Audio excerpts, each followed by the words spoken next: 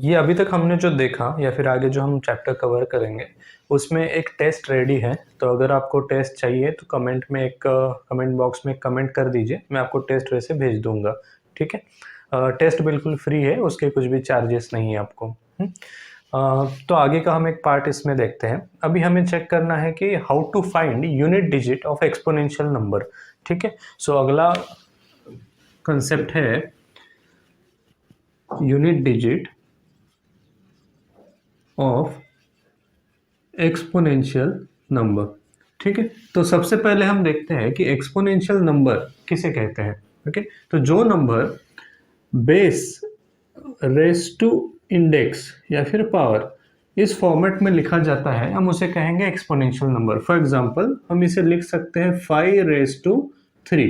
ठीक है, 5 raise to 3। इसका मतलब क्या होता है कि 5 जो नंबर है उसे हमने 5 के साथ मल्टीप्लाई किया 3 टाइम्स। अगर मैंने 5 को 5 के साथ 3 टाइम मल्टीप्लाई किया तो ये हो जाएगा 5 रेस टू 3। जो भी इसका आंसर आएगा, सपोज इसका आंसर आता है 125, तो ये जो नंबर हमें मिला है इस नंबर का यूनिट डिजिट यानी आखिर का अंक ये है 5। तो यही अंक हमें ढूंढना है। बस इसमें नंबर अगर चेंज हो जाएगा, अब ये हमने स्मॉल नंबर कंसिडर किया है तो बात ठीक है, हम फाइंड कर सकते हैं 5 का क्यूब है 125। लेकिन अगर नंबर लार्ज है, फॉर एग्जांपल अगर मैंने कंसिडर किया यहाँ पे 27 रेस टू 21, ये एक नंबर मैंने कंसिडर किया। अब ये एक ह्यूज नंबर हो जाएगा। इसका मतलब हो जाएगा कि 27 को हमें 27 से मल्टीप्लाई करना है 21 टाइम्स। ठीक है, 21 टाइम्स उसे मल्टीप्लाई करने के बाद एक लार्ज नंबर बनेगा। उस लार्ज नंबर का आखिर का अंक यानी यूनिट डिजिट ये हमें ढूंढना है इस मेथड से। ठीक है। तो सबसे पहले इस मेथड को हम 2 हिस्सों में बांटते हैं। पहला हिस्सा है कि जो ये बेस नंबर है, तो यहाँ पे बेस नंबर है 27 और इंडेक्स है 21। तो ये जो बेस नंबर है, इस बेस नंबर का जो आखिर का अंक है यहाँ पे है 7। ठीक है, ये अंक अगर 0, 1, 5 या फिर 6 इन चारों में से कोई नंबर होता है तो उसका आखिर का अंक यानी यूनिट डिजिट वही नंबर आता है। मतलब अगर हमने यहाँ पे कंसिडर कर लिया कि यहाँ पे अगर 6 होता, ठीक है, तो यहाँ पे अगर 6 होता तो इसे बिना सॉल्व किए हम डायरेक्टली लिख पाते, इसका आंसर हो जाता 6। मतलब इस पूरे एक्सपांशन का 26 रेस टू 21 का जो भी एक लार्ज नंबर बनेगा उसका लास्ट डिजिट रहेगा 6, क्योंकि ये 4 नंबर्स जो है इन 4 नंबर्स के लिए आखिरी डिजिट वही नंबर आता है। ठीक है, इसे सॉल्व करने की जरूरत नहीं पड़ती है। और एक एग्जांपल देखते हैं 25 रेस टू 312, 312। तो यहाँ पे इसे भी सॉल्व करने की जरूरत नहीं है क्योंकि ये कौन से ग्रुप में से है, लास्ट डिजिट बिलोंग करता है 0, 1, 5 या फिर 6 इस ग्रुप में से। तो इसका आखिर का अंक यही नंबर आएगा। तो 5 के केस में आंसर आ जाएगा 5। अगर यहाँ पे 0 होता तो आंसर आ जाता सीधा 0। यहाँ पे आप कोई तो इंडेक्स ले सकते हो। सपोज यहाँ पे 1 है 31 रेस टू 725, तो लास्ट डिजिट आएगा 1। अभी इसमें सिंपल सी बात यह है कि जब भी लास्ट में 0 आता है, ठीक है, उसे आप किसी भी पावर पे रेज करते जाओ। 10 को अगर मैंने रेज किया स्क्वायर पे तो वो बन जाएगा 100, लास्ट में 0 आएगा। 10 का क्यूब 1000 हो जाएगा, उसके लास्ट में 0 आएगा। तो यही एक कंसेप्ट है, इससे आप जितने भी टाइम्स मल्टीप्लाई करो लास्ट डिजिट वही नंबर आता रहेगा। ठीक है, भले इंडेक्स कोई भी चेंज हो जाए, ये 5 नंबर्स के लिए answer will be the same digit. ठीक है, तो ये हो गया इसका फर्स्ट पार्ट। अभी हम देखते हैं सेकेंड पार्ट। सेकेंड पार्ट में हम देखेंगे कि अगर इसका लास्ट डिजिट ये 0, 1, 5 या फिर 6 इनके अलावा कोई दूसरा नंबर आता है तो उसे कैसे सॉल्व करेंगे। अभी इस केस में तो सॉल्व करना पड़ेगा, इसमें ऑप्शन नहीं है एज इट इज लिखने का। तो सॉल्व कैसे करना है देखो। सपोज हमने कंसिडर किया 27 रेस टू 21, जो यहाँ पे हमने नंबर लिखा था वही नंबर वापस कंसिडर करते हैं 27 रेस टू 21। इसमें लास्ट डिजिट जो है ये अभी 7 है। ओके, अगर लास्ट डिजिट अदर देन 0, 1, 5, 6 है तो उसे हम कैसे सॉल्व करेंगे।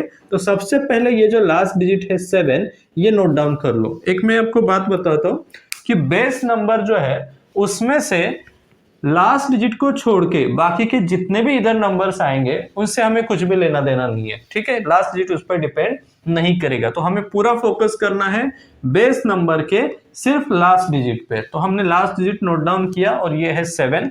दूसरा, यहाँ पे इंडेक्स जो दिया है वो है 21। तो 21 को हमें डिवाइड करना है 4 से। तो चाहे जो भी इंडेक्स रहे आपको हमेशा उस इंडेक्स को 4 से ही डिवाइड करना है, बाकी किसी नंबर से डिवाइड नहीं करना है। Compulsory will divide that number by 4। Suppose हमने 21 को 4 से डिवाइड किया, तो डिवाइड करने के बाद रिमाइंडर जो आएगा वो हमें नोट डाउन करना है। तो 21 डिवाइड बाय 4, 4 5 जा 20 एंड रिमाइंडर विल बी 1। ये जो रिमाइंडर है ये हमें लिखना है यहाँ पे 7 के इंडेक्स में। तो 7 रेज़ टू 1, तो 7 रेज़ टू 1 होता है 7। इसका मतलब ये जो क्वेश्चन है 27 रेज़ टू 21, इसका लास्ट डिजिट आ जाएगा 7। तो ये पहला क्वेश्चन हमने सॉल्व कर लिया। ठीक है, और एक एग्जांपल में देता हूं। सपोज यहाँ पे होता 27 रेज़ टू 22, दूसरा नंबर कंसीडर करते हैं। ठीक है, तो यहाँ पे एक ही लाइन में हम ट्राई करते हैं इसे सॉल्व करने के लिए। पहले तो हम लास्ट डिजिट नोट डाउन करेंगे जो कि है 7, फिर इंडेक्स है 22, 22 को 4 से डिवाइड करके रिमाइंडर आ जाएगा 2। ये रिमाइंडर हमें लिखना है इंडेक्स में। तो 7 का स्क्वायर, अभी हम जानते हैं 7 का स्क्वायर हो जाता है 49। ठीक है, 7 का स्क्वायर हो जाता है 49। 7 का स्क्वायर जो है उसके लास्ट का अंक है 9, मतलब इस क्वेश्चन का आंसर आ जाएगा 9। ठीक है, अभी यहाँ पे और एक कंडीशन में देता हूं। सपोज यहाँ पे मैं लिख देता हूं 27 रेज़ टू 23। ओके, यहाँ पे लास्ट डिजिट है 7। अभी 23 को अगर हमने 4 से डिवाइड किया तो रिमाइंडर आने वाला है 3। ये 3 मैंने यहाँ पे लिख दिया। 7 का क्यूब आता है 343, यानी लास्ट डिजिट आ जाएगा 3। अगर आपको क्यूब नहीं पता है तो उसे आप ऐसे सॉल्व कर सकते हो, 7 स्क्वायर इंटू 7। ठीक है, 7 स्क्वायर इंटू 7, ये आ जाएगा 49 इंटू 7। अभी इसका लास्ट डिजिट 9 है, ये 7 है। 9 7 जा 63, मतलब आखिर का अंक 63 का जो 3 है ये आखिर का अंक यहाँ पे आ जाएगा। सेकेंड लास्ट डिजिट ट्रू नहीं रहेगा, उसके सिर्फ लास्ट डिजिट पे फोकस करना है, ये सिर्फ ट्रू रहेगा। तो लास्ट डिजिट विल बी 3। या तो आप डायरेक्ट क्यूब कर सकते हो या फिर स्प्लिट करके प्रोडक्ट करोगे तो भी सेम आंसर आ जाएगा। नाउ लास्ट इसमें देखते हैं। सपोज यहाँ पे है 27 रेज़ टू 24। अभी क्या चेंज हो जाएगा, तो इधर आ जाएगा 7। 24 को जब हम 4 से डिवाइड करेंगे तो रिमाइंडर आ जाएगा 0। यहाँ पे रिमाइंडर आता है 0। बस यहाँ पे एक चेंज याद रखना है, जब भी रिमाइंडर 1 है तो हमने एज इट इज 1 लिखा, रिमाइंडर 2 है तो एज इट इज 2 लिखा हमने, रिमाइंडर 3 है तो एज इट इज 3 लिखा हमने। लेकिन जब भी रिमाइंडर 0 आएगा तब हमें इंडेक्स में यहाँ पे 4 लिखना है। ठीक है, तो 7 रेज़ टू 4, अभी ये वैल्यू पता नहीं है तो हम इसे स्प्लिट करेंगे। 7 का स्क्वायर 49 इंटू 7 का स्क्वायर 49, इसको स्प्लिट किया 2 हिस्सों में, 7 square into 7 square. Last digit है 9 और 9, 9 9 जा 81, और जिसका आखिर का अंक है 1, तो यहाँ पे इसका आंसर आ जाएगा 1। ठीक है, ये चारों टाइप कवर हो गए। अभी मुझे एक बात बताओ, सपोज हम किसी नंबर को 4 से डिवाइड करते हैं, जैसे कि यहाँ पे हम 4 से सभी नंबर्स को डिवाइड कर रहे हैं। अगर किसी भी नंबर को हम 4 से डिवाइड करते हैं तो पॉसिबल रिमाइंडर्स क्या क्या आ सकते हैं। यहाँ पे हमने कुछ रिमाइंडर्स देखे, जैसे कि यहाँ पे 1 रिमाइंडर मिला, यहाँ पे 2 मिला, यहाँ पे 3 रिमाइंडर मिला, यहाँ पे 0 रिमाइंडर मिला। इसके अलावा कोई रिमाइंडर आ सकता है क्या? तो अगर हम डिविजिबिलिटी रूल्स हम देखें तो एक बात क्लियर है, हम जब भी किसी नंबर को सपोज 4 से डिवाइड कर रहे हैं तो उसका रिमाइंडर उस नंबर से हमेशा छोटा नंबर आएगा। कभी भी तुम्हारा रिमाइंडर अगर 4 से डिवाइड कर रहे हो तो 4 या फिर उससे बड़ा रिमाइंडर कभी भी नहीं आएगा। तो पॉसिबल रिमाइंडर्स हमेशा या तो 0 रहेगा, 1, 2 या फिर 3 रहेगा, इसके अलावा दूसरा रिमाइंडर नहीं आएगा। तो ये 4 ही टाइप में आपको ये पूरा इंडेक्स का पार्ट जो है कवर हो जाएगा। यहाँ पे आप कोई भी नंबर कंसिडर कर सकते हो, 27 की जगह पे 2 डिजिट हो या 3 डिजिट हो या 5 डिजिट नंबर, या फिर कोई भी इंडेक्स कंसिडर कर सकते हो। सभी नंबर्स के लिए मेथड से यूनिट डिजिट आपको मिल जाएगा। इस पे कुछ क्वेश्चन हम सॉल्व करते हैं, मैं आपको कुछ क्वेश्चन सॉल्व करके बताता हूँ, बाकी तो आपको टेस्ट में मिल जाएगा। ये कुछ क्वेश्चन है यूनिट डिजिट पे जो हम सॉल्व करने के लिए ट्राई करते हैं। ठीक है, सबसे पहले देखते हैं 128 रेज़ टू 35। ओके, इसका लास्ट डिजिट है 8, तो मैंने यहाँ पे 8 लिखा। ओके, 35 को हमें डिवाइड करना है 4 से। 35 को 4 से डिवाइड किया तो 4 8 जा 32, रिमाइंडर आ जाएगा 3। ये 3 मैंने यहाँ पे लिखा। अभी 8 का क्यूब अगर आपको पता है तो डायरेक्टली आप लिख सकते हो 512, लास्ट डिजिट यानी इसका आंसर आ जाएगा 2। इस पूरे एक्सपोनेंशियल नंबर का आंसर है 2। ठीक है, सेकेंड क्वेश्चन सॉल्व करते हैं। यहाँ पे है लास्ट डिजिट 9, तो मैंने 9 लिखा। 23 इंडेक्स है, 4 से डिवाइड किया तो अगेन 3 आ जाएगा। 9 का क्यूब है, 9 का क्यूब हो जाएगा यहाँ पे 729, जिसका लास्ट डिजिट आ जाएगा फिर से 9। ठीक है, नेक्स्ट है 552 raise to 7। Okay, 552 raise to 7। यहाँ पे 2 जो है अगेन इंडेक्स यहाँ पे 3 है, 2 का क्यूब 8 है, तो वही उसका लास्ट डिजिट हो जाएगा। नाउ नेक्स्ट नंबर है 983 रेज टू 214। यहाँ पे इंडेक्स हमने 3 डिजिट का कंसिडर कर लिया है। ठीक है, तो 983 का लास्ट डिजिट है 3 और 214 को अगर हमने 4 से डिवाइड किया तो रिमाइंडर आ जाता है 2। ये 2 मैंने यहाँ पे लिखा। 3 का स्क्वायर ये हो जाएगा 9, तो इसका लास्ट डिजिट आएगा 9। ठीक है, अभी थोड़ा सा इसको हम मुश्किल करके सॉल्व करने की कोशिश करते हैं। 514 का एक लार्ज इंडेक्स हमने दिया है। यहाँ पे अभी लास्ट डिजिट जो है वो है 4, यहाँ तक ठीक है। ओके, अभी इंडेक्स जो है इस कंप्लीट नंबर को अगर हमें 4 से डिवाइड करना है तो इसमें थोड़ा सा ज़्यादा समय लग सकता है।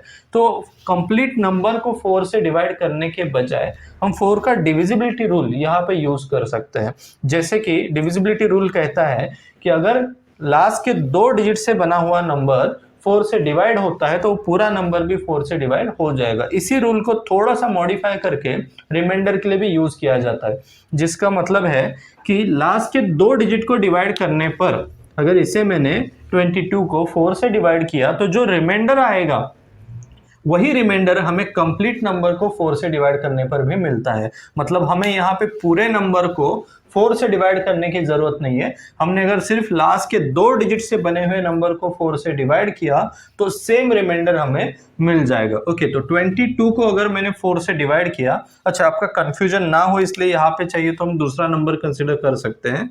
सपोज यहाँ पे हम 8 कंसिडर कर लेते हैं, मतलब आपका कंफ्यूजन नहीं होगा कि हम कौन से 4 के बारे में बात कर रहे हैं।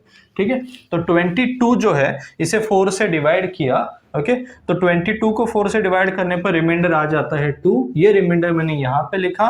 लास्ट डिजिट जो 8 था एज इट इज मैंने यहाँ पे लिखा है। इसे 4 से डिवाइड करने पर रिमाइंडर जो आएगा 2 वो मैंने यहाँ पे लिख दिया है। तो 8 का स्क्वायर हो जाएगा 8 8 जा 64, उसका लास्ट डिजिट है 4, यानी कि इस पूरे नंबर का यूनिट डिजिट आ जाएगा 4। ठीक है, अभी देखते हैं नेक्स्ट एक नंबर है। ये एक ह्यूज नंबर है, जैसे हमने देखा 536 रेज टू, ये इंडेक्स दिया है। इसमें अभी पूरे इंडेक्स को या फिर लास्ट के 2 डिजिट को भी 4 से डिवाइड करने की जरूरत नहीं है, क्योंकि फर्स्ट टाइप में आता है। अगर आपको याद होगा तो जो फर्स्ट टाइप है जिसमें हमने देखा था लास्ट डिजिट जो है 0 1 5 या फिर 6 रहेगा तो उसका आंसर वही डिजिट आता है। तो यहाँ पे बिना सॉल्व किए हम सीधा लिख सकते हैं इसका आंसर रहेगा 6। नाउ फाइनल एक क्वेश्चन देखते हैं। 729 रेज टू एक इंडेक्स गिवन है। अभी इस इंडेक्स में जैसे मैंने कहा था कि पूरे नंबर को डिवाइड करने की जरूरत नहीं है, लास्ट के 2 डिजिट से जो नंबर बनता है सिर्फ उसे डिवाइड करना है। लेकिन यहाँ पे लास्ट के 2 डिजिट है 0 0। ठीक है, तो अगर किसी भी नंबर के लास्ट में 2 या 2 से ज्यादा 0 आते हैं तो उसे 4 से डिवाइड करने पर रिमाइंडर हमेशा 0 ही आता है। जैसे कि अगर हमने 100 कंसिडर किया तो 4 से पूरी तरह से डिवाइड हो जाएगा। 1000 कंसिडर करो या 10,000 कंसिडर करो, ये सभी नंबर जिसमें लास्ट में 2 या 2 से ज्यादा 0 प्रेजेंट है वो नंबर 4 से बाय डिफॉल्ट डिवाइड हो जाते हैं। ठीक है, तो यहाँ पे अगर ये 4 से डिवाइड किया तो रिमाइंडर आ जाएगा 0। अभी हमने देखा था कि जब भी रिमाइंडर 0 आता है तो हमें कितना लिखना है, उसकी जगह पे 4 लिखना है। तो पहले तो हम ये लास्ट डिजिट लिख लेते हैं, ये है 9, और इसे 4 से डिवाइड करने पर रिमाइंडर आ जाएगा 0। अभी 0 की जगह पे हम लिखेंगे सिर्फ 4। 9 रेज टू 4, 9 रेज टू 4 को हम स्प्लिट कर सकते हैं। 9 का स्क्वायर इंटू 9 का स्क्वायर दैट इज 81 इंटू 81। इसका लास्ट डिजिट मल्टीप्लाई करेंगे 1 इंटू 1, ये आएगा 1। तो पूरे इस एक्सपोनेंशियल नंबर का लास्ट डिजिट आ जाएगा 1। अगला एक टॉपिक हम इसमें कवर कर लेते हैं नंबर सिस्टम में, वो है number of factors of any number. ठीक है, मतलब कोई भी आपको नंबर दिया रहेगा, मोस्टली ये जो नंबर रहता है या तो 2 डिजिट का रहेगा या तो 3 डिजिट का रहेगा, उससे ज़्यादा नहीं आएगा। ठीक है, तो जो भी नंबर आपको गिवन है उस नंबर के कितने फैक्टर्स है ये फाइंड करना है, तो उसका क्या मेथड है, उसका तरीका क्या है। तो नंबर ऑफ फैक्टर्स क्या होता है ये पहले समझ लेते हैं, या उससे पहले हम ट्राई करते हैं समझने के लिए कि फैक्टर्स क्या होता है। तो किसी भी नंबर का फैक्टर, अगर हम बात करें 12 की, तो 12 कौन से नंबर से डिवाइड हो सकता है उसे हम कहेंगे 12 के फैक्टर्स। ठीक है, तो 12 किससे डिवाइड होता है, तो सबसे पहले तो हम इसे डिवाइड कर सकते हैं 1 से। 1 से डिवाइड हो जाएगा, उसके बाद 2 से डिवाइड हो जाएगा, 3 से डिवाइड हो जाएगा, 4, 6 और खुद से भी डिवाइड हो जाएगा। तो यहाँ पे देखो 12 जो है 1, 2, 3, 4, 6 एंड 12 ये नंबर से डिवाइड हो सकता है। अभी हमें देखना है कि फैक्टर्स तो पता चल गए, फैक्टर्स क्या होते हैं, लेकिन नंबर ऑफ फैक्टर्स क्या है। तो इसमें ये जो फैक्टर्स मिले हैं इसका जो काउंट है उसे हम कहेंगे नंबर ऑफ फैक्टर्स। तो कितने फैक्टर्स है 12 के लिए, तो 1, 2, 3, 4, 5 और 6, टोटल यहाँ पे 6 फैक्टर्स प्रेजेंट है 12 के लिए। तो ये अपना आंसर रहेगा। अगर हमें क्वेश्चन दिया है कि find the factors, number of factors of 12, तो उसका आंसर हो जाएगा 12 के टोटल 6 फैक्टर्स प्रेजेंट है। ठीक है, तो ये जो नंबर है ओरली हम काउंट कर सकते हैं कि ये नंबर से 1, 2, 3, 4, 6 एंड 12 ये आसानी से सॉल्व हो जाएगा। लेकिन अगर कोई नंबर गिवन है जो कि 12 से बड़ा है, जैसे कि आपको गिवन है 35, 85 या फिर आपको 213, ऐसे कुछ तो नंबर गिवन है, तो उसके लिए हमें फाइंड करने के लिए कोई तो मेथड चाहिए, क्योंकि ऐसे काउंट तो नहीं कर पाएंगे एक एक करके। ओके, तो एक एग्जांपल हम ले लेते हैं। जैसे कि सपोज हमने 35 ये नंबर कंसिडर किया। ठीक है, तो 35 जो नंबर है इसके कितने फैक्टर्स प्रेजेंट है। ओके, तो सबसे पहले हमें क्या करना है, 35 डिवाइड किससे होता है ये चेक करेंगे। तो 35 डिवाइड होता है 5 से, तो हम इसको लिख सकते हैं 5 7 जा 35। ओके, और 7 डिवाइड हो जाता है 7 1 जा 7। ठीक है, अभी हमें 35 के लिए मिला एक 5 एक 7, इसका मतलब हम 35 को लिख सकते हैं 5 इंटू 7। तो यहाँ पे जितने भी नंबर्स प्रेजेंट रहेंगे वो सब नंबर्स, पहली बात तो प्राइम नंबर्स होने चाहिए। ठीक है, यहाँ पे हम जो भी नंबर लिखेंगे वो सभी नंबर्स प्राइम नंबर्स होने चाहिए। यहाँ पे 5 और 7 दोनों प्राइम है। ओके, 5 कितने टाइम्स इसमें प्रेजेंट है, तो एक ही टाइम प्रेजेंट है, और 7 कितने टाइम्स प्रेजेंट है, एक टाइम प्रेजेंट है। तो ये जो हमने फॉर्मेट लिखा है इसे हम कहते हैं prime factors form, prime factors form. ठीक है, तो ये फॉर्मेट में लिखने के बाद आपको इंडेक्स जो है इस पे ध्यान देना है। ठीक है, सबसे पहले एक बार आपको चेक कर लेना है कि प्राइम फैक्टर्स फॉर्म में ये है कि नहीं। मतलब क्या कि इसके जो बेस नंबर्स है, जैसे कि यहाँ पे 5 और 7 दिख रहा है, ये नंबर्स हमेशा प्राइम नंबर ही होने चाहिए, कभी भी यहाँ पे अदर देन प्राइम नंबर नहीं आना चाहिए। ठीक है, तो ये हमने चेक कर लिया प्राइम फैक्टर्स फॉर्म में है। इसके बाद में हमें क्या करना है, जो भी इंडेक्स गिवन है उसमें +1 करके नंबर लिखने। अभी यहाँ पे 5 और 7 से हमें मतलब नहीं है, हमें सिर्फ उसका इंडेक्स चाहिए। तो इंडेक्स कितना है, यहाँ पे 1 है, तो 1 में और एक नंबर ऐड कर देना है 1। जो भी आपको इंडेक्स मिलेंगे सब में आपको हमेशा 1 ऐड करते जाना है। तो 1 में मैंने यहाँ पे एक 1 ऐड किया, और सेकेंड जो यहाँ पे 1 है उसमें भी एक 1 ऐड किया, और ये दोनों का हमें प्रोडक्ट करना है। सो ये हो जाएगा 1 + 1 2 इंटू 1 + 1 2, तो ये हो जाएगा 2 2 जा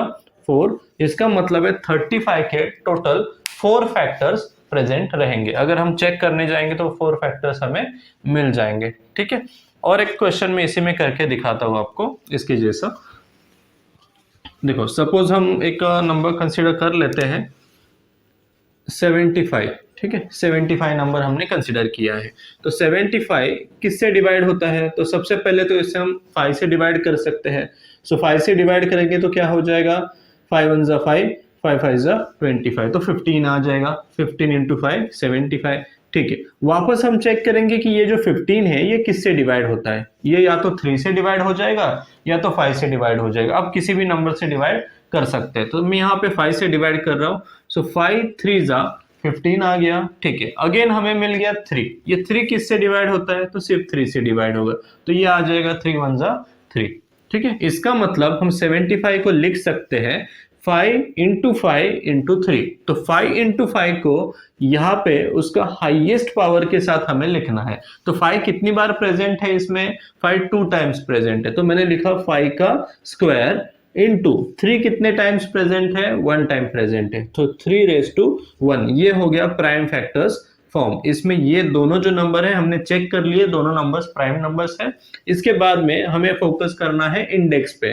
ओके, फर्स्ट इंडेक्स क्या है, 2, तो हमें सभी इंडेक्स में +1 करके लिखना है। सेकेंड इंडेक्स है 1, उसमें भी मैंने +1 कर लिया, और ये दोनों का प्रोडक्ट, तो ये हो जाएगा 2 + 1 3, 1 + 1 2, और दोनों का प्रोडक्ट आ जाएगा 6। इसका मतलब है 75 के टोटल 6 फैक्टर्स अवेलेबल है। ठीक है, और सॉल्व करने के लिए मैं थोड़े एक्स्ट्रा क्वेश्चन इसमें ये टाइप में भी आपको दे दूंगा, वो आप अलग से सॉल्व कर पाओगे। अभी कुछ फॉर्मूले हम सॉल्व कर लेते हैं यहाँ पे। जैसे कि आप देख रहे हैं यहाँ पे sum of first n natural number, इसका फॉर्मूला है n × n+1/2। अभी इसका मतलब क्या है कि जो पहले फर्स्ट n नेचुरल नंबर, यानी पहले जो नेचुरल नंबर्स है उनका एडिशन हमें चाहिए, सम चाहिए। और पहले के नेचुरल नंबर कौन से हैं, अगर ऐसा पूछा जाए तो हम कह सकते हैं जो 1 से शुरू होंगे वही नंबर्स। मतलब आपको जब भी ये फॉर्मूला यूज करना है तो ये एडिशन जिसका भी ढूंढना है आपको, वो नंबर्स का शुरुआत 1 से होना चाहिए, और नंबर्स सभी नेचुरल होने चाहिए और कॉन्जिक्यूटिव होने चाहिए। मतलब क्या कि आप एडिशन ढूंढ सकते हो। अगर आपको किसी ने पूछा कि 1 से लेके 10 तक के नंबर का एडिशन कितना है, या फिर 1 से लेके 15 तक के नंबर का एडिशन कितना है, 1 से लेके 20 तक के नंबर का एडिशन कितना है, ऐसे कोई क्वेश्चन आता है तो इस फॉर्मूला से ये सॉल्व हो जाएगा। ठीक है, देखो अगर हमें किसी ने पूछा कि 1 से लेके 10 तक के नंबर का, 1 to 10 तक के नंबर का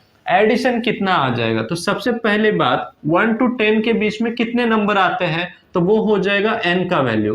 तो n का वैल्यू हो जाएगा 10, क्यों, क्योंकि 1 से लेके 10 के बीच में 10 नंबर आ जाते हैं। ठीक है, ये वैल्यू अगर हम इस फॉर्मूला में पुट कर देंगे तो 1 से लेके 10 तक के नंबर का हमें एडिशन मिल जाएगा। सो n की जगह पे मैंने अगर 10 पुट किया तो 10 into 10 + 1 that is 11 divided by 2, 2 1 जा 2 5 जा 5 into 11, ये हो जाएगा 55। ये एडिशन रहेगा 1 से लेके 10 तक के नंबर का। वैसे ही अगर आपको ढूंढना है 1 से लेके 100 तक के नंबर का एडिशन, तो भी आप इसे फाइंड कर सकते हो। n का वैल्यू हो जाएगा 100, इसमें सिर्फ 100 पुट कर दो, 100 into 101 divided by 2, ये हो जाएगा 50, और इसे अगर हम सॉल्व करने जाएंगे तो 101 into 5, ये हो जाएगा 505, और यहाँ पे एक जो 0 है इधर लिख देंगे, तो एडिशन हो जाएगा शुरू के 1 से लेके 100 तक के नंबर का एडिशन हो जाएगा 5050। ठीक है, वैसे ही एक सेकेंड हमने फॉर्मूला लिखा यहाँ पे, sum of squares of first n natural number is equal to n × n+1 × 2n+1 divide by 6। इसमें जैसे हमने यहाँ पे नंबर का एडिशन ढूंढा, वैसे ही उन्हीं नंबर्स के स्क्वायर का एडिशन अगर मुझे ढूंढना है, जैसे कि 1 to 10 इतने जो नंबर्स है इसमें इनके स्क्वायर का एडिशन चाहिए, जैसे कि 1 square plus 2 square plus 3 square till suppose 10 square. इस क्वेश्चन के हिसाब से 10 स्क्वायर तक ढूंढना है। तो ये एडिशन ढूंढने के लिए n का वैल्यू हो जाएगा 10, क्योंकि यहाँ पे कितने नंबर्स आ जाएंगे, 10 नंबर्स आ जाएंगे। यही 10 वैल्यू इसमें पुट कर दो तो ये बन जाएगा 10 into, अभी n की जगह पे 10 है तो 10 + 1 11 into 10 to the 20 + 1, ये हो जाएगा 21, और डिवाइड में हमें करना है 6। अभी 6 से डिवाइड करेंगे तो 3 2 जा 6, 3 7 जा 21, और यहाँ पे 2 1 जा 2 5 जा। अभी ये मल्टीप्लाई करोगे तो आपको आंसर मिल जाएगा, जैसे कि आ जाएगा 55 into 7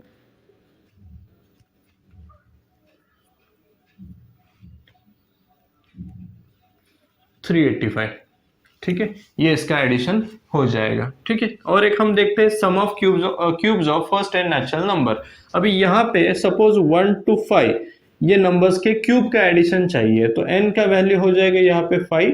ठीक है, ये इसमें पुट करना है। अभी जो हमने फर्स्ट फॉर्मूला देखा है वही फॉर्मूला यूज करके पहले एक वैल्यू ढूंढना है, जैसे कि n की जगह पे 5 पुट कर देंगे तो क्या हो जाएगा 5 into 6 डिवाइड बाय 2, देखो 5 इंटू 6 डिवाइड बाई 2, सो 2 1 जा 2 3 जा, ये आ जाएगा 15। इस फॉर्मूला से जो भी आंसर आएगा उसी आंसर का बस हमें स्क्वायर कर देना है, क्योंकि उसी फॉर्मूला का ये ब्रैकेट स्क्वायर है। तो 15 का स्क्वायर ये हो जाएगा 225, मतलब 1 से लेके 5 तक के नंबर का क्यूब का एडिशन हो जाएगा 225। ठीक है, तो ये 3 फॉर्मूले हैं। इसके अलावा भी आप ऑड नंबर्स के लिए और इवन नंबर्स के लिए भी सॉल्व कर सकते हैं। जैसे कि ऑड नंबर्स के लिए फॉर्मूला है n स्क्वायर। ठीक है, ऑड नंबर्स का एक फॉर्मूला मैं आपको लिख देता हूं। सपोज मुझे फर्स्ट ऑड नंबर्स का एडिशन करना है, जैसे कि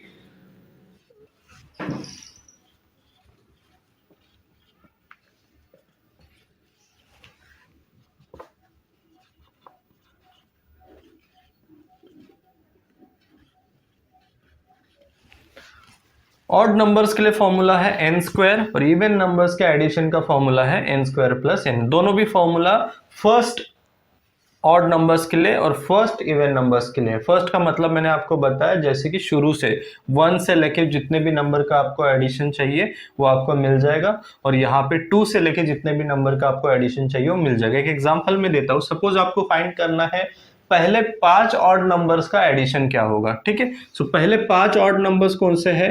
1 3 5 7 9, इनका एडिशन हमें ढूंढना है। तो कितने नंबर्स है?